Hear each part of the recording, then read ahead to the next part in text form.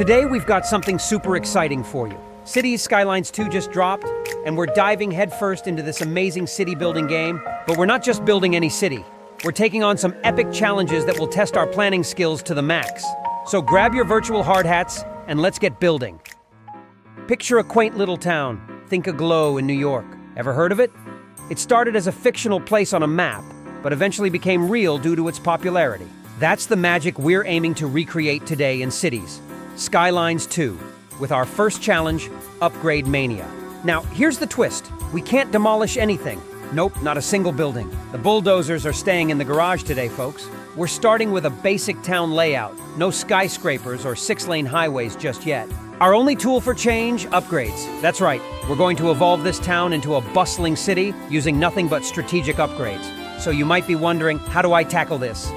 Well, let me drop some wisdom on you.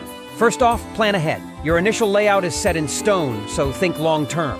Where will you want those high-density buildings or major roads in the future? Second, keep a close eye on that budget. Upgrades aren't cheap, and you'll want some funds in reserve for those unexpected oops, I didn't see that coming moments. Third, let's talk traffic. Since we can't demolish roads, you'll want to plan your traffic flow from the get-go. Maybe consider some roundabouts or one-way systems that can be upgraded later on. But wait, there's more. Public transport is your friend here. Start with buses and trams, and as your city grows, you can upgrade to a full-blown metro system. And don't forget about service placement. Put your fire and police stations in spots that can be easily upgraded later, so you don't have to play musical chairs with essential services. All right, let's kick it up a notch with our next challenge, and trust me, this one's a doozy. Picture yourself as a circus performer, spinning plates on sticks while juggling flaming torches. Sounds intense, right? Well, that's exactly what we're doing in Cities Skylines 2 with our next challenge. Service overload. Imagine living in a city like Singapore, where everything just works. The healthcare is top-notch, the public transport is like clockwork, and the streets are clean.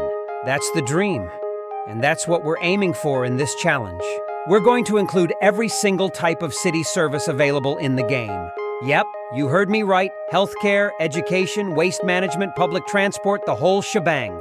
So, what are the rules? First, every type of city service must be active. No cutting corners here. Second, we've got to keep our citizens happy. I'm talking a happiness level above 75%. We want smiles, not frowns. And third, no cheat codes. We're doing this the old-fashioned way. Now, let's get into some pro tips to help you master this challenge. Start small, folks. Don't go building a university before you've got a primary school. And listen to your citizens.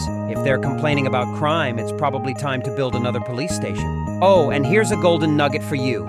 Some services work really well together, like placing a fire station near an industrial zone to cut down on those pesky fires. And don't forget about policies. A simple smoke detector distribution policy can work wonders for your fire services. Last but not least, make sure your service buildings are well connected.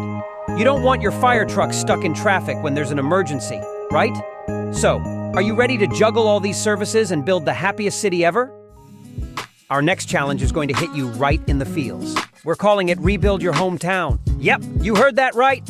We're taking a stroll down memory lane and bringing our hometowns into the virtual world of Cities Skylines 2.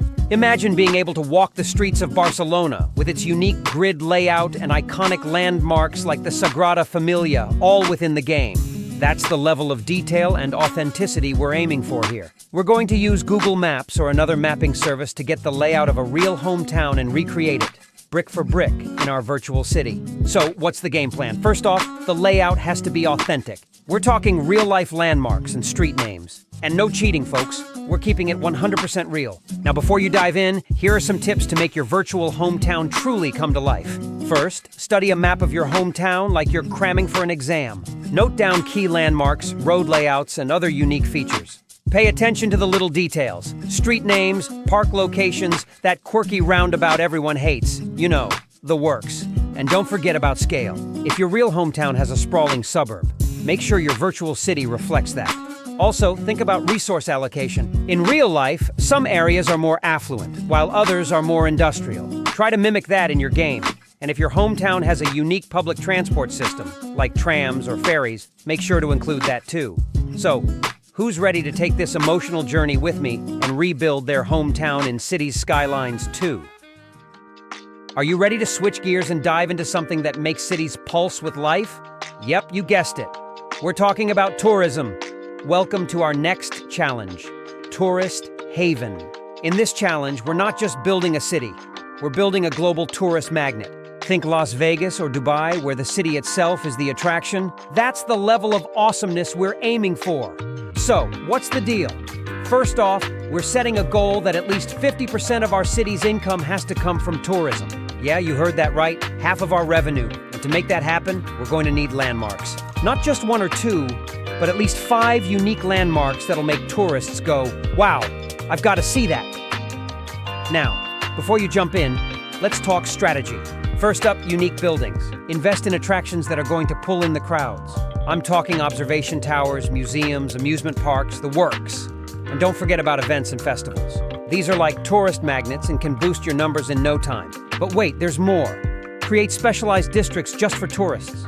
Fill them with hotels, shops, and all kinds of entertainment venues. And here's a pro tip. Use the game's policies to promote tourism. You can even set a recreational use policy to attract a different kind of tourist, if you know what I mean. Last but not least, let's talk about waterfront property. Tourists love a good view, so make sure to utilize any lakes, rivers, or oceans you've got. Build attractions and services near them to make your city the ultimate getaway destination. So, are you pumped to turn your city into the next big tourist haven? Let's get building. All right, folks, hold on to your hats because we're about to go on an adventure of a lifetime. Welcome to our grand finale, the Island Survival Challenge. Picture this, a world where land is as scarce as a 4-leaf clover.